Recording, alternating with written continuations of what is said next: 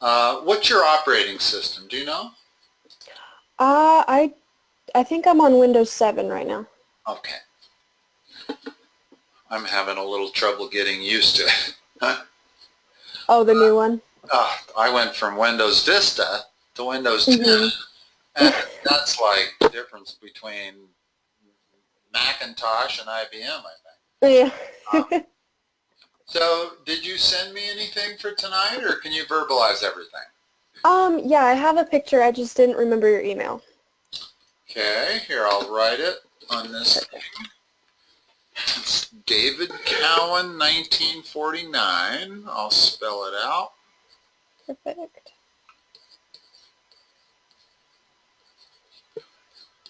@gmail.com. Okay. You should have to only type that in there once. The next time you go to send a picture to me, as soon as you type DA, it should show you a default that's my email. Okay. All right, I sent it. Okay. Now, let's see. If I snap that left, snap that open.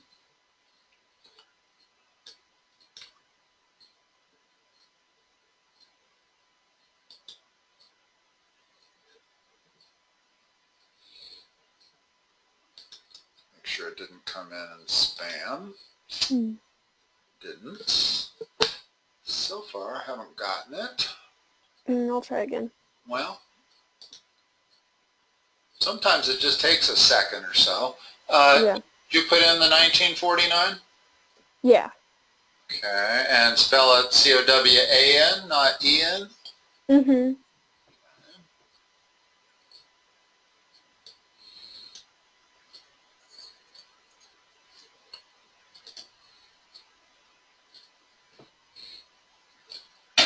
And you also make sure that you attach it. Or, what kind of phone are you using? Is it an iPhone? An iPhone. Yeah. Okay, well, all you have to do is bring up the picture and share it with my email address. Yeah. That's the way to do it. There it is. Make sure you use the large pictures, not the small one. Okay. I did actual size, so I can redo it if you can't see it. Well, that should work. Let's blow it up.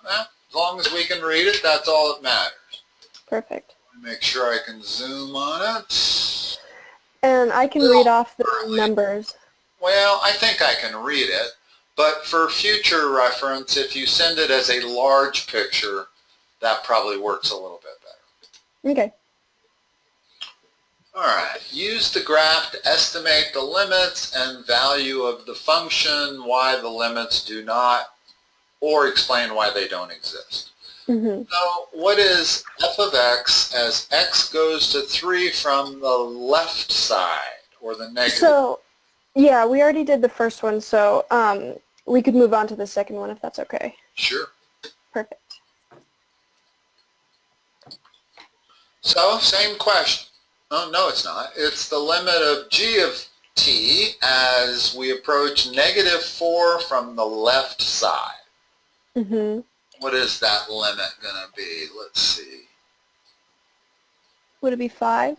Yeah, it'd be nice if they would have put a grid on the y-axis, but you're right. You're right. It is 5. And what about if we approach it from the right side? 2. Okay. And what is the limit at -4? And then, I didn't really understand this one. Would it just be no limit because they don't meet? Does not exist.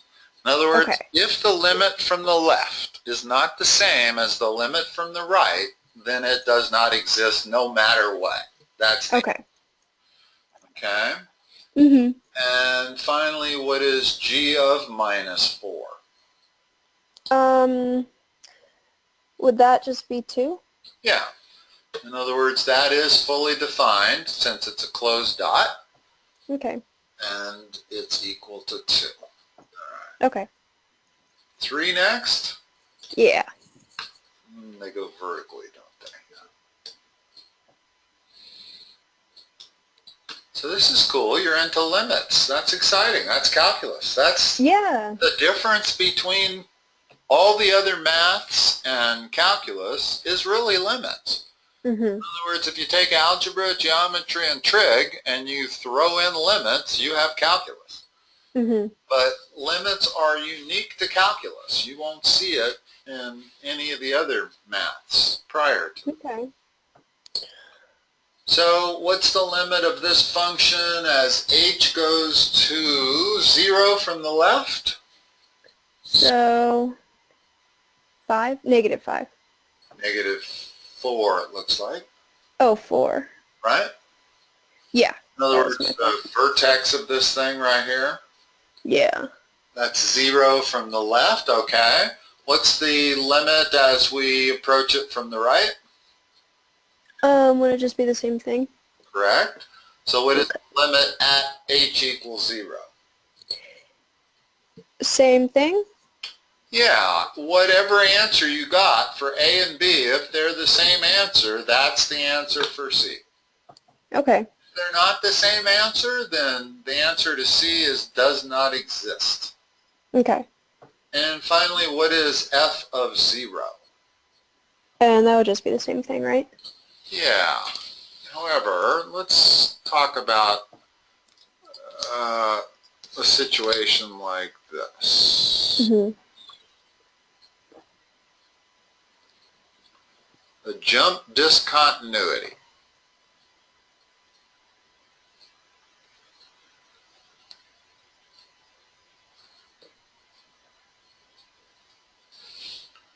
What's the limit of that function as I approach 2 from the left? 4? 3. 3. In other words, as I'm approaching from the left, I'm going like, where's it pointing to? It's pointing to this point right here. Okay. Whether it exists or not matters not. Okay. Limit as I approach 2 from the left is 3. What is the limit as I approach 2 from the right? Also 3? Correct. So therefore, what is the limit at 2? That would still be 3? Correct. However, what is f of 2? Oh, would that be 4? Yeah. Yes. In other words, the limit is different than the value of the function at that number. And that's fine. That's perfectly acceptable. Mm-hmm. We'll probably get a problem like that here in a moment. I just wanted to make sure we did. Mm-hmm. Let's go up and look at 4. Ooh, this is clearer. Interesting. You must have had the camera directly over top of 4 and 5 so that it's at a slight angle for problems 2 and 3. Oh, yeah.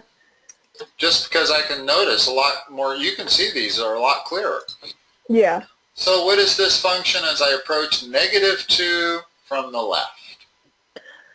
Okay. 3? Correct. Negative 2 from the right?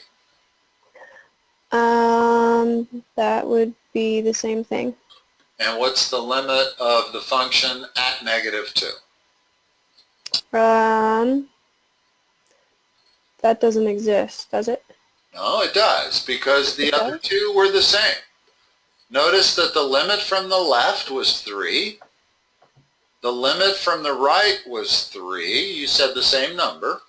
Mm-hmm. If it's the same number, then the limit is going to exist. Okay, so even if the graphs don't connect? Criterion, yeah. So part C here is 3. Okay. And part D is 3. Okay. Let's go to 5. It's the limit as we approach 0 from the left. 4. From the right? That would be negative 3. So what's the limit at 0? No limit. Does not exist. And what's the value of f of 0? You would pick 4, right? Correct. Okay. It has the closed dot versus the open dot. Mm-hmm. That's what makes the difference. Okay. Number 6 is finally going to give us what I was looking for. That's what I drew over there was number 6. So as we approach 2 from the left, what's the limit? 2 from the left. Would it just be 2? 2, 1. 1. It's the y value.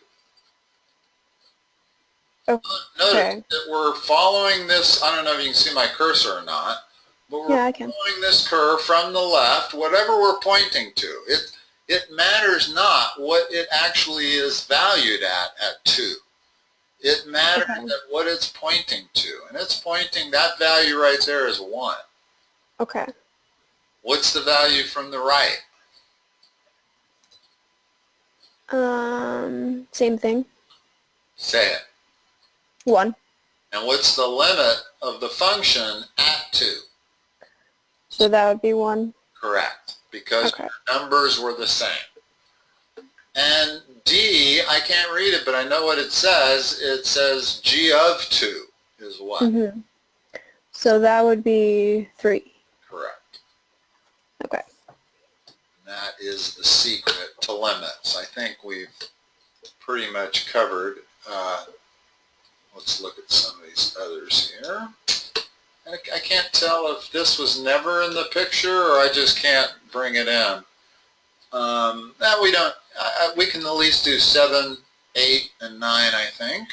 Yeah, I have to do 7 through 16, so I can send you another picture too, or I can just say them.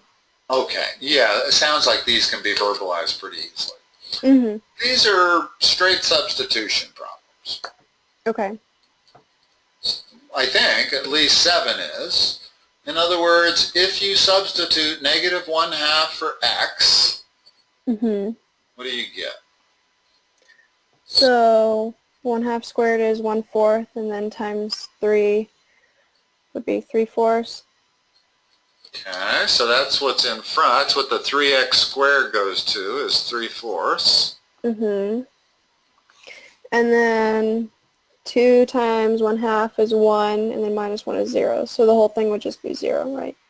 The part that's in the parentheses becomes minus 1 minus 1, which means it goes to minus 2. Oh, because it's negative. Okay. Right. So what was the first part was 3/4 times minus 2 minus 6/4 minus 3/2. Okay? Okay. The substitution problems that end up with a number other than 0/0 are all easy. In other words, if I said, what is the limit of x over 0 as x goes to 1? What is that? So that would be just 1/0, so just 0? Well, no, 1/0 is actually infinity. Oh, okay. Any number divided by 0 is going to be infinity. Okay. If I said, what is the limit of 0 over x as x goes to 2?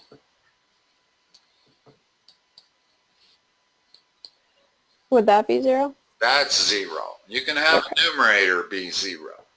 Okay. So anything other than 0/0, if I said, what is the limit of 0 over x as x goes to 0, you don't know. Okay. That is indeterminable. I mean, we might be able to figure it out, but we've got to do other stuff first. Okay. We'll get to those, I'm sure.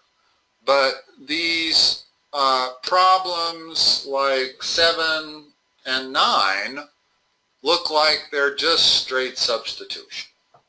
Okay. So what's the limit of this thing as x goes to 1? I can't see 8, but I can see 9. Oh, it also says that I have to support it graphically, so how would I do that?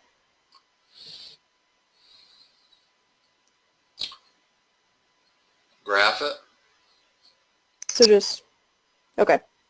Hold on. What's this thing title say? It says determine the limit by substitution and And support then, graphically?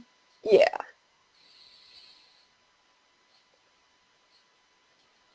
Well, they're not going to expect you to know how to graph that function. So they must be meaning use your calculator. I think we have a quiz on Monday, and she said we weren't allowed to use our calculators, but I'm not totally sure.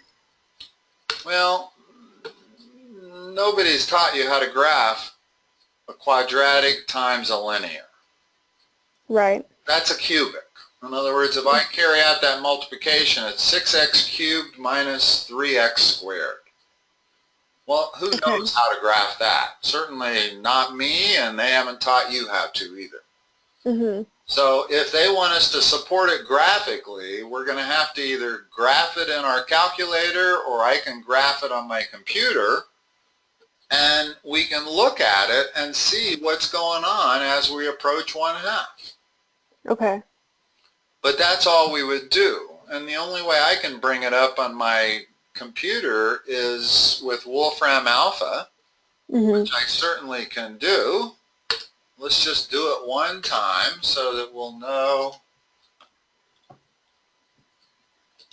what they're really talking about. Okay. It's 3x squared times what? 3x squared, and then parentheses 2x minus 1.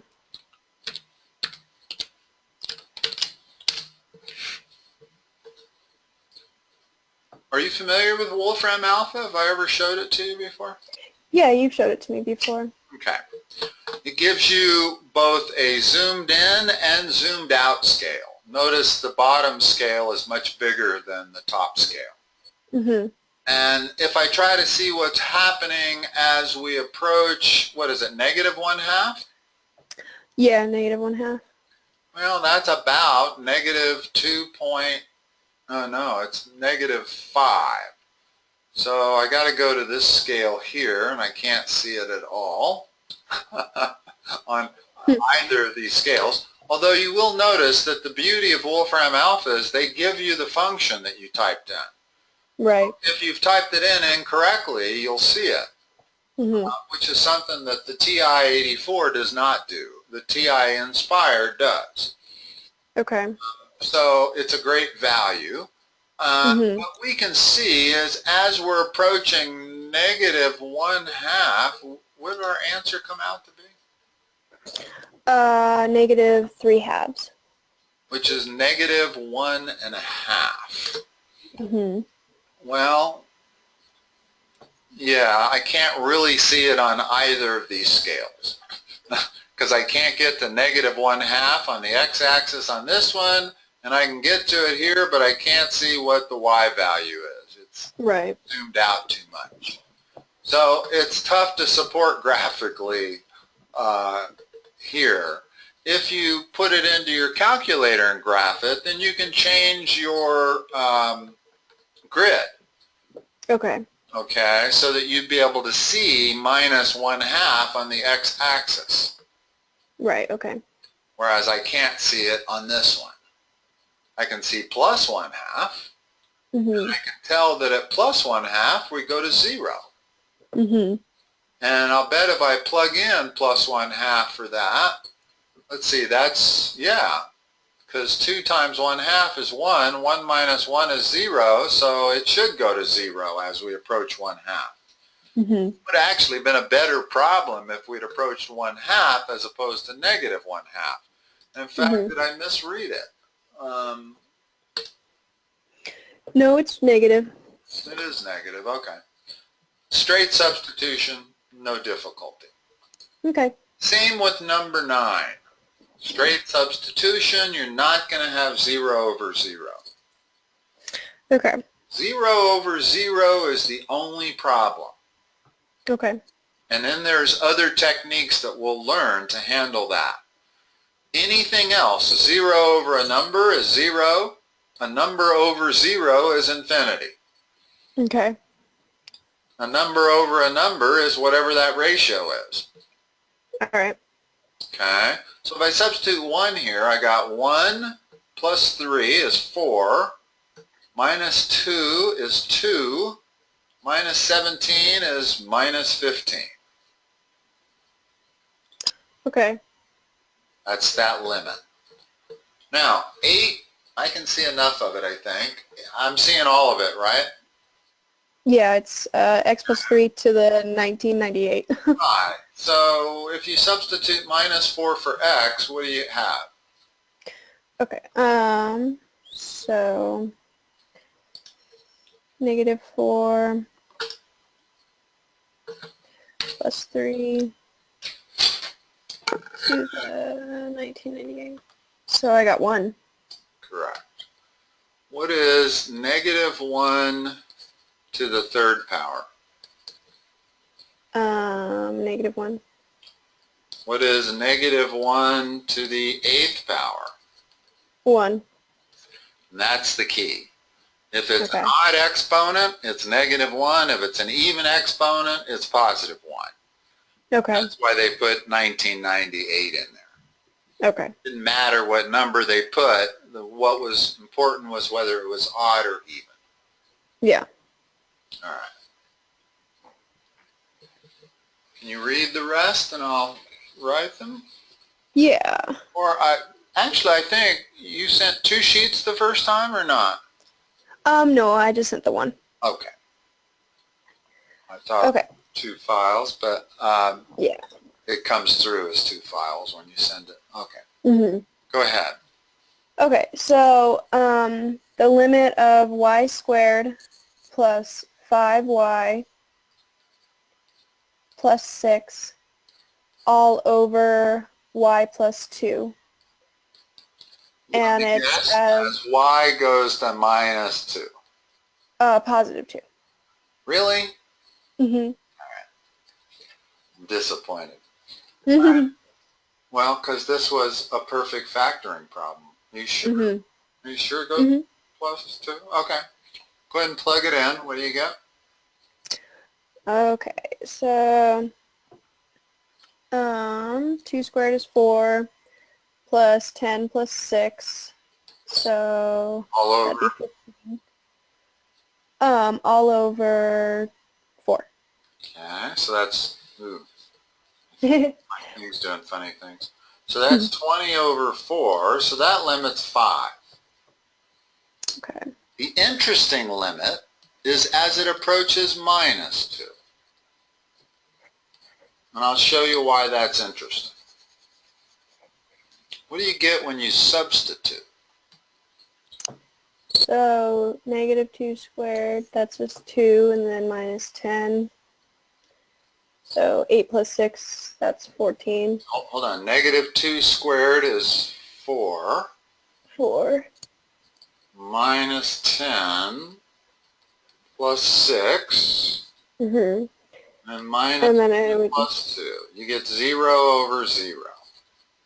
Oh. That's why it's more interesting if we go to minus 2. Okay. And there's a way to solve this. The first step is just to substitute and realize that you have minus 2 over minus 2. Mm-hmm. The second step is to factor the numerator. Okay. The numerator factors, oh man, hold on a minute. Let me close this out and reopen it. Maybe that'll help.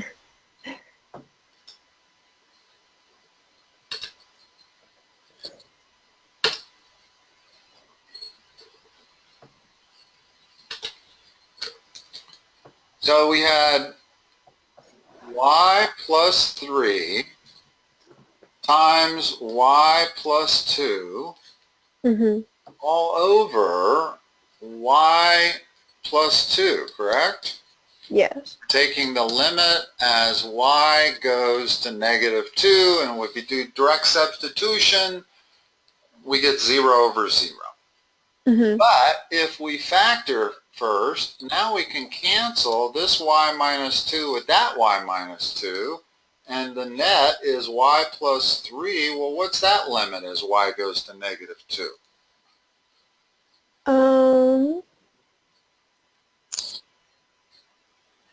I don't know.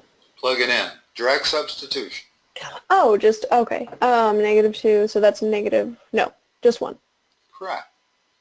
So we can say that that limit is 1, as even though it started out as a 0 over 0 problem. Once we factored and canceled, there's all kinds of problems like this. Let me give you another one. Y squared minus 1 all over y minus 1. What's the limit of that as y goes to 1? Oh, 0 over 0. So what would we do? Can you factor the top? Y plus 1 and then y minus 1. Now that y minus 1 gets taken out by the bottom. Okay. We're left with y plus 1. What does this limit go to as y goes to 1? 2. That's your answer. Okay. And that's the way you do them when you get 0 over 0. Like I said, if you get anything other than 0 over 0, there's just no problems with it. The only problems come when you get 0 over 0, and then you need to do something special. It isn't always factoring. Sometimes there's other techniques. Give me the problems, and we'll see if we run into any of the more sophisticated ones. Okay. There's one that they probably taught you because it's not so easy to figure out, and that's this one. Oh, yeah, I think I have that in my notes. Yeah, this is a difficult problem for calculus to teach to new students because it's too complicated to do it an easy way. And you haven't learned calculus enough to do it the hard way. Right. So it's 0 over 0 with direct substitution, but the reality is if you were to graph that, you would see it's 1. In other words, if I graph this function, it looks kind of like this.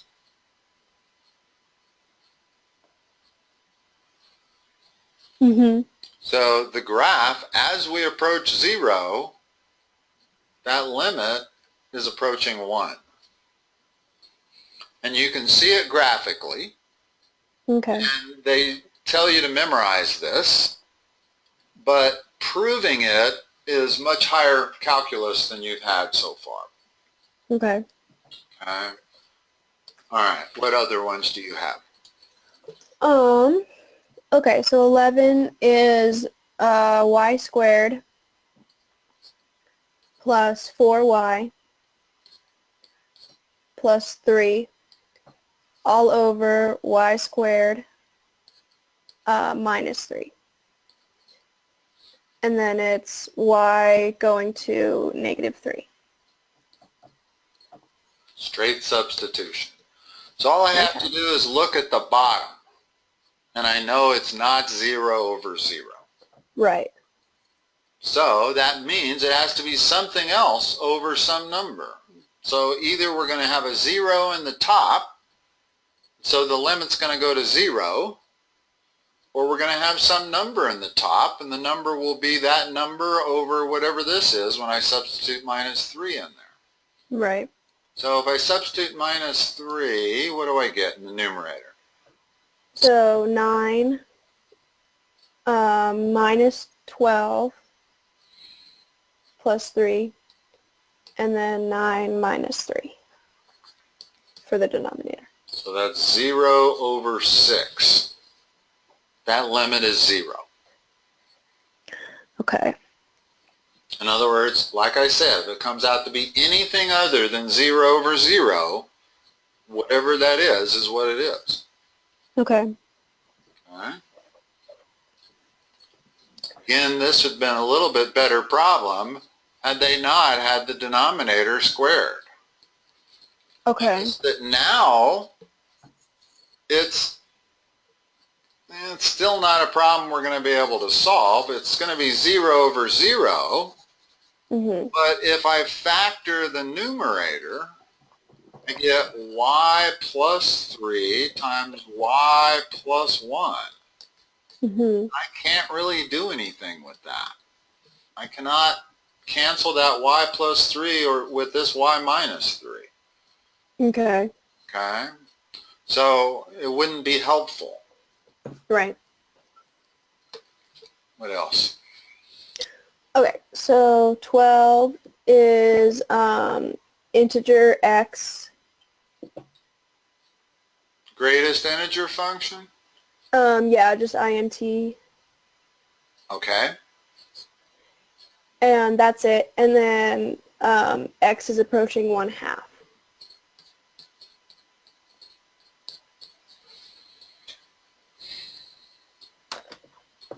You know what the greatest integer function graph's like? Yeah, isn't that the one with the dots and then... Yeah, in other words, anything between 0 and 1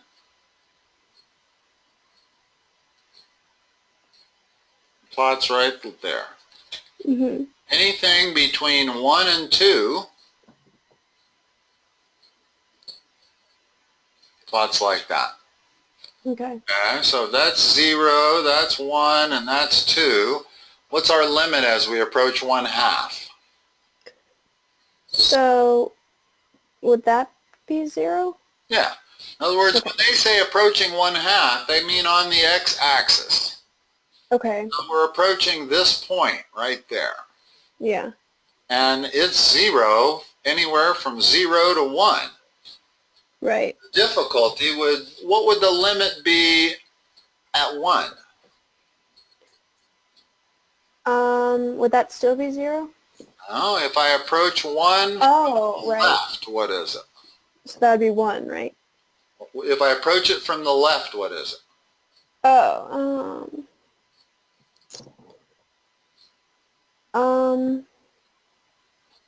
What are we pointing to as we travel from the left? We're pointing at that value right there. What is that y value? 0? Correct. Okay. What is it as we come from the right? 0. No. Oh, but it's, yeah, that way. So that's 1. So what is the limit at 1? No limit? Undefined, does not exist. Okay. If that is what you mean by no limit, yes, but the words typically used are does not exist. I rarely hear no limit as a terminology. Sometimes does not exist can be confused with infinity. Okay. For example, let me show you one. If I graph y equals 1 over x, let's take these two situations.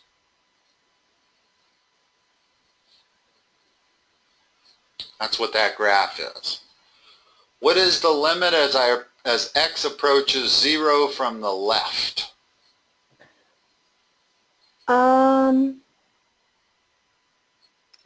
There is none? Negative infinity.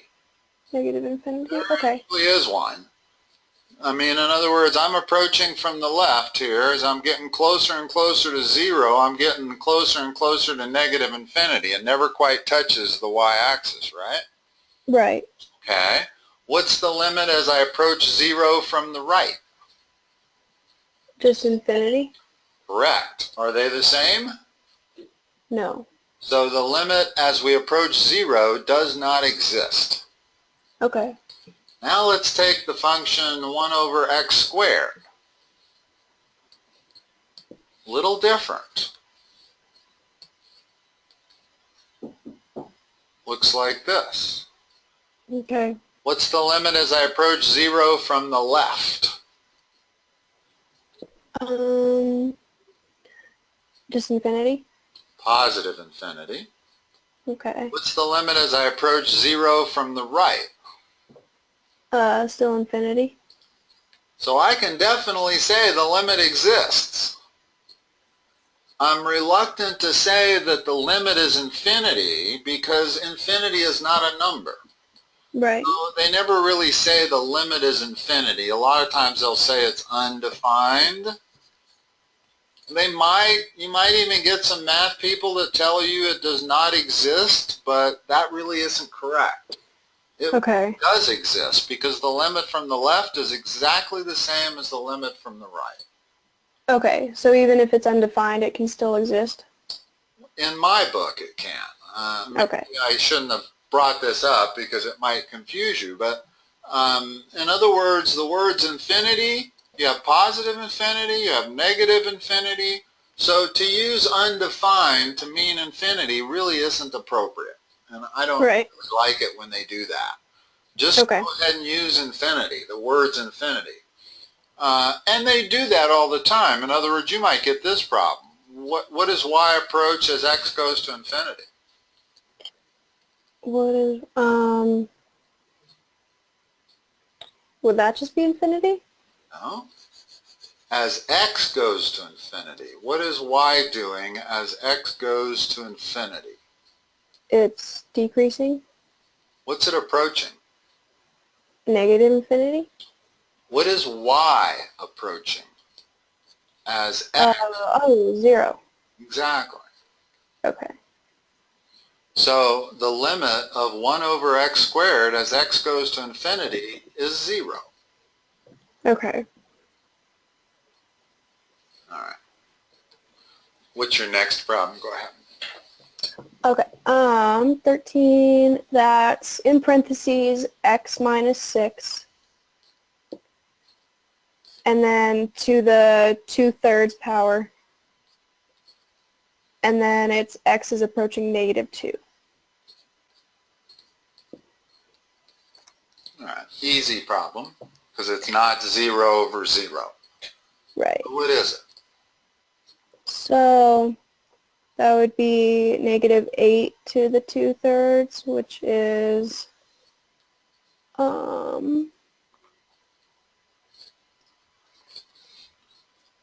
that's negative 4. Well, this is a really interesting problem, actually. Okay. One that your teacher might not even be aware of. You would think, what's the cube root of negative 8? The cube root, 2. Negative 2. Negative 2. You see why? In other words, negative 2 times negative 2 times negative 2 is equal to negative 8. Therefore, the cube root of negative 8 is negative 2. What's negative 2 squared? 4. So one would think that's the answer. Okay. But it's not. Okay. If you put this into Wolfram alpha, you will not get 4. You get an imaginary number. Oh, okay. However, I've not met very many people that understand why. It's very, very advanced mathematics as to why.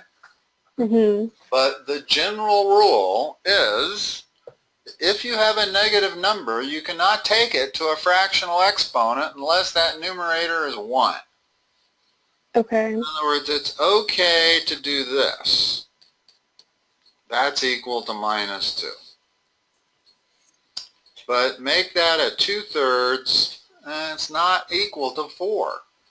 And the explanation is much more advanced math than I'm even familiar with. But when I did some research on it online, that's what I was told, was the general rule is you cannot take negative numbers to fractional exponents unless the numerator is something other than 1. Okay. I mean, is 1.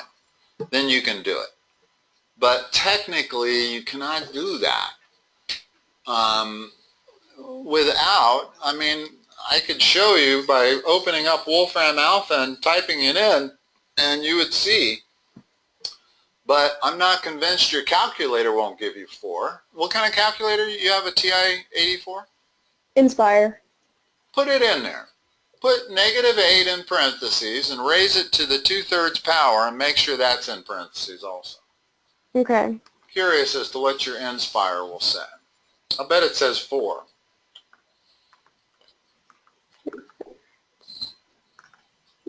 Yeah, it says 4. Yeah, and yet, watch. I mean, not to belabor a point, but this is actually a very interesting thing.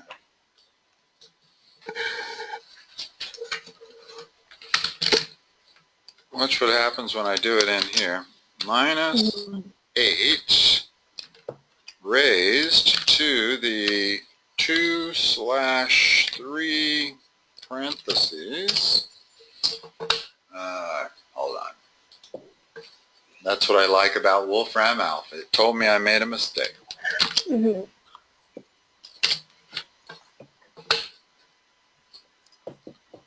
Notice the answer down here. -2 plus 3.464i. That is not 4. Now, the reason has to do with the fact that you can't really even take -1 to the 2/3 power. They factored out a 4 there. But then they're left with -1 to the 2/3, and when they give an exact number, it's this one right here. It's -2 plus this irrational number times I. Okay. So that's the story there with that problem. Okay. I don't know if that's helpful. Not particularly, probably. Your teacher's probably expecting 4 to be the answer there. Okay. It's just an interesting problem because of the negative number to a fractional exponent. Right. All right. What else? Okay, so I have square root x plus 3. And then it's as x reaches 2. Hold on.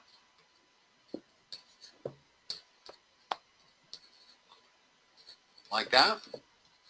Mm-hmm. Okay. So far, they haven't given you one that is 0/0, have they? No, I don't think so. Okay. So what's this limit? So just square root 5. Yeah.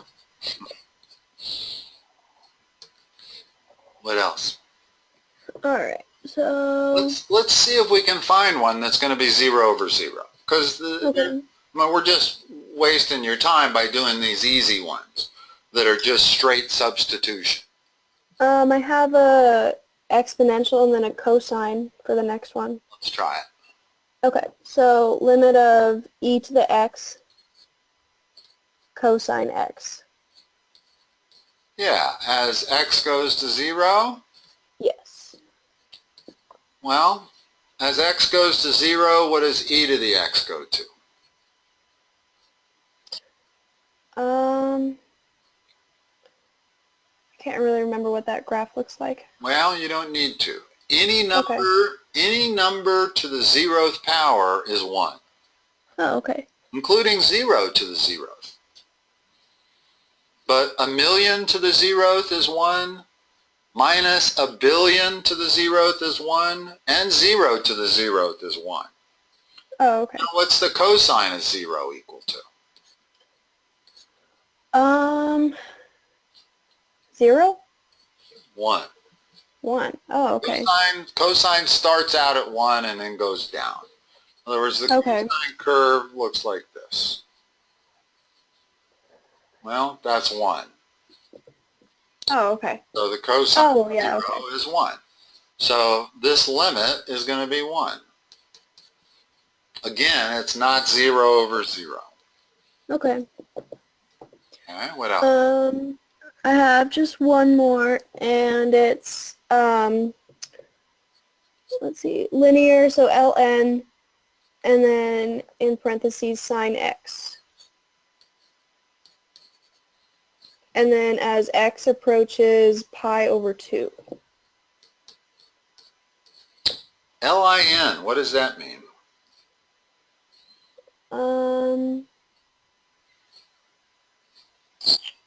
You sure that's not LIM, the limit? Well, it's just the ln, so I thought it was linear. Oh, the natural log. Yeah. That's LN, not L. Okay. Yeah, that's LN. So they're taking the natural log of the sine of x as x approaches pi over 2. So let's do a direct substitution. Okay. So sine of pi over 2 is what? That's 1. 1, okay. So now I've got this. And when you have the limit of something like this where x is not in the function anymore, in other words, if I want this limit as x goes to minus pi over 2, well, it's whatever this number is. Okay. What's the natural log of 1? Just 1? 0. All logs of 1 are 0. Oh, okay. The log base 17 of 1, that's equal to 0.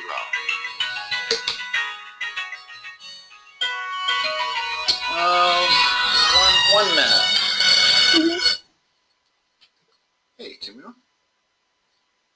Good. I'm in the middle of a session right now. Can I call you back when I'm done? Oh, okay. I've got a session until 9, but that's fine. I appreciate her telling me. Oh, okay, bye-bye. Sorry about that. No, you're fine. Okay. So, yeah, the log, that's the thing about logarithms, is that the log of any number, whether it's base e, and that's what natural log is the log base e.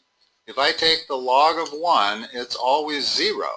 For the same reason, the previous problem is that any number to the 0th power is 1. In other words, when I write these log functions, what I'm saying is, well, e to the 0 is 1. And up here, I got 17 to the 0. That's also 1. Both of those are true. And that's why those two are true. Okay. Okay. Now, it would have been a much better problem if they'd have said the log of 0, because that actually is negative infinity as we approach 0. Okay. In other words, if the function was natural log of x, what happens as x approaches 0? Well, it's not defined. Natural log of 0 is not defined. But if I draw the graph of natural log, it looks like this. So as I get closer and closer to 0, I'm getting closer and closer to negative infinity. Okay. But it's only negative infinity when I approach it from the right. That function doesn't even exist to the left of the y-axis. Right. So, all right. What else? So that's all. I have some for tomorrow, though. I'm a little curious as to why they haven't gotten past these ones that just come out to be a number, either 0 or infinity. Okay. Let's see. I have explain why you cannot use substitution to determine the limit. Find the limit if it exists. There we go. Now we're talking. What's the... Okay. So limit square root x minus 2, and then x is approaching negative 2. X is approaching positive 2. No? No. X approaching negative 2 like that? Well, what is that limit? Just negative 4. I think some of them have one in them. Square root of negative 4. Yeah. Well, we can't take square roots of negative numbers. So that doesn't exist. Oh, okay. That's why I thought it'd be positive 2, because at least we're taking the limit of 0 then, which would be 0. But again, if it approaches a number and if you put in direct substitution and you get a number that's outside of the domain of that function, then that's why you cannot use direct substitution to figure out what this limit is. Right. Okay. Okay. The limit of 1 over x squared, and then x approaches 0. Ah, that's the one I drew the curve up. Oh, yeah. That's this one here. So this will be an interesting one. What they want is an answer here. Mm-hmm. The true answer in my mind is that. But a lot of times they like to use that word, undefined, and possibly they might even use does not exist, even though in this case it does exist. So I'm not real sure what they're going to want as an answer on this one, especially at the stage you're at in limits. Yeah. In other words, you're not really at a high enough stage yet to understand why that is infinity. So I suspect they're going to tell you that this limit does not exist or is undefined, either that one or that one. Okay. I don't honestly know what they will say on this one. This one happens to be in my calculus book, and that's where I first realized that 1 over x does not exist for sure, but 1 over x squared does exist. Right. And my book says they're not willing to say it's infinity, but they definitely say it exists. Oh, okay. Okay? But like I said, that's a little bit at the level of a negative number to a fractional exponent. Right. They're not looking for these high math. I mean, I hate to say that because math should be true at all levels, but there are some problems that are very strange, and that negative number to a fractional exponent is one of them. Mm-hmm. What else? Okay. I have the absolute value of x over x, and then x approaches 0.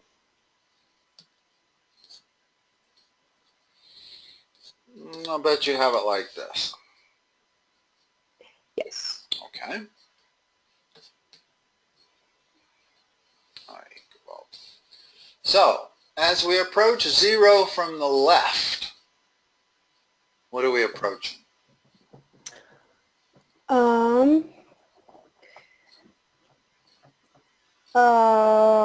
Would that just be 0? Negative 1. Negative 1, okay. In other words, the graph of this thing looks like, hold on,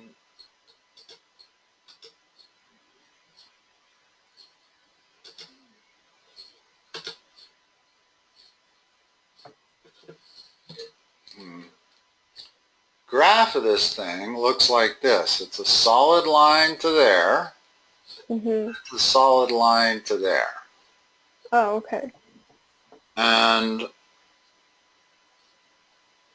notice that whenever x is positive, the absolute value of 7 is 7, right?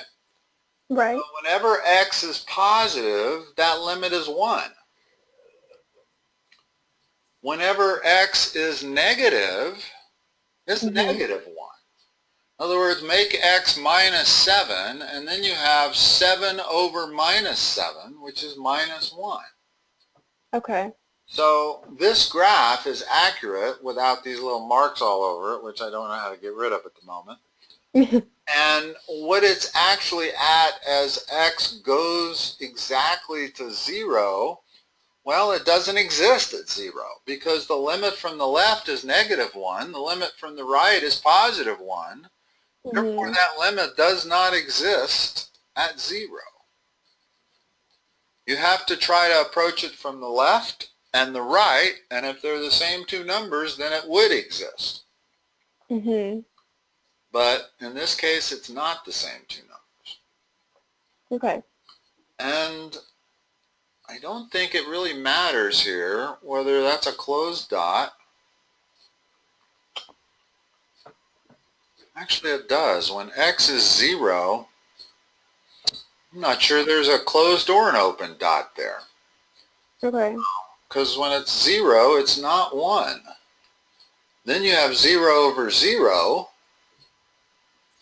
I'm not sure. But in this case, the limit as x approaches 0 definitely does not exist for the reason that from the left is different than from the right. Okay.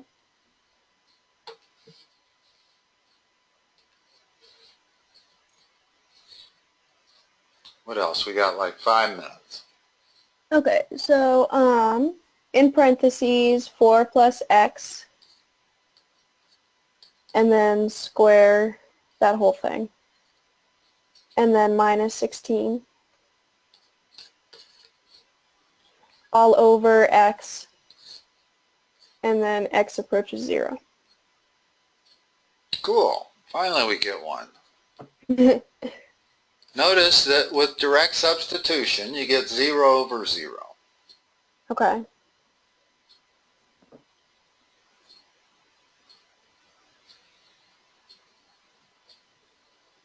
Thinking. Mhm. If we multiply this out, what do you get? What's 4 plus x squared? That'd be 16 plus That's the new. 4x, yeah. Okay. Now the 16s cancel out. Mm-hmm. And now if I substitute 0 for x, I still get 0 over 0, right? Right. But I can factor an x out of the numerator. If I factor an x out of the numerator, I'm left with 8 plus x, correct? Right. Still have the x in the denominator, and now I can cancel that x with that x. Mm-hmm. Now evaluate 8 plus x as x goes to 0. Okay. What is that limit? What's the limit of 8 plus x as x goes to 0? That's just 8. That's the answer to that question. Okay. In other words, in almost all the cases that you're going to be dealing with, when you have 0 over 0, the answer is going to lie in factoring. Now, I couldn't factor right away here. I had to expand that. Right. Once I expanded it, the 16s went away, and I was left with something where I could factor an x out. Okay. And then, once I cancel it out, I reevaluate it at the same x equals 0, and I get a number. Okay. These are the fun ones. These are the hard ones. The only hard limit problem. Probably a good place to stop. We got to at least one of these. Mm-hmm. And I think I'll be talking to you all week, right? Yes. Okay, cool. I will talk to you. Is your next appointment tomorrow at 3? Yes. Talk to you then. Okay, thank you. All right, bye-bye. Bye.